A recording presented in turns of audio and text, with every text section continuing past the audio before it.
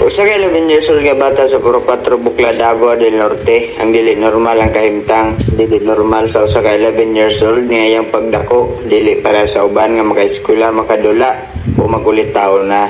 Sa 11 years old nga iyang pangidaron, nagpabilin gyapong baby. Timbang halos 18 kilos ra. Dili kalakaw, katindog, kalingkod, perming gahilak. Ug ang iyang kadakon sama ra sa usa ka 2 years old nga baby. Sabay-sabay na itong ilailahon si Junmar diri sa suok nga lugar ilalam sa mga kalubihan, payag nga halos daan ug kagubaon diri sa Davao del Norte atong mailaila si Junmar. Ang iyang isa nga kauban ug atiman sa iya sulod sa 11 years ang iyang lola, pagatiman nga sama sa usa ka baby. Paliguan, kuguson, pagkaunon, ilisan, literal nga baby ug dili normal sa usa ka 11 years old. Ug ang itsura ni Junmar pinalahi gid sa tanan kaya mga kamot ug mga tiil niya gakaporma ug pareha sa letrang H.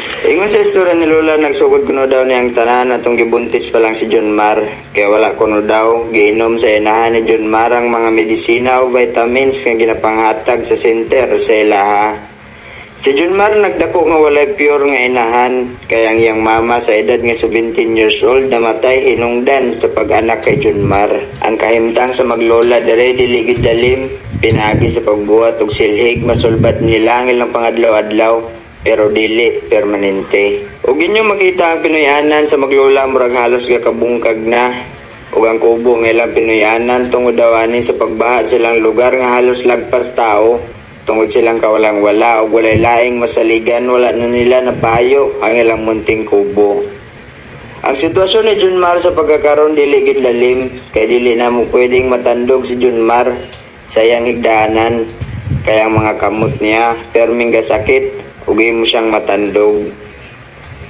Ang dakong pangutana, kung maabot sa panahon nga dili na makaya ni Lola, samot na nga si Lola dili na kayo kadungog ug makakita, kinsa na lang man ang magatiman kay Junmar.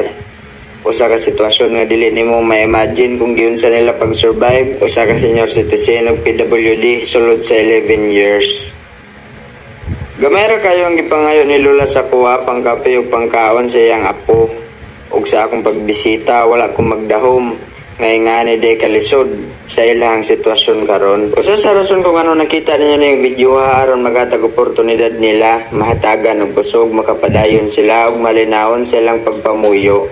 Patilawon sa mga butang nga wala pa nila naagihan nga normal ra para sa tuwa. Usa ka gamay nga higayon nga makarelax sila bisag sa pipila lang ka mga adlaw, bisan sa walay kasiguruhan akong paniguruhan ug testingan, pinaagyan ni nga video wala imposible ang tanan ug hilabi na sabay sa giya sa katasan. Unta og ginaot dagang makapansin sa tuwa ug unta layo ang madaganan na ning video ha.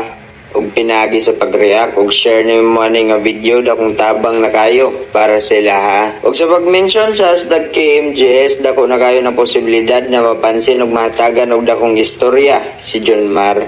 Ug ako mismo ang maghangiyo sa inyong tagsa-tagsa nga hinaot tabangan ko ninyo para atong maipayo ang ilang munting kubo.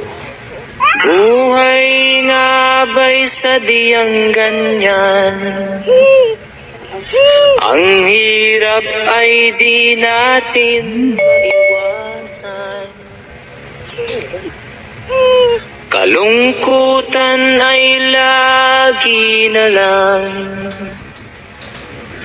Kasiyahan ay minsan lang makamtan. O buhay, kahit sa mga mayaman ay di lubos ang kanilang kasiyahan. Sa buhay ng mahirap ay gayon din, lalo pat kay dami mong mga utang.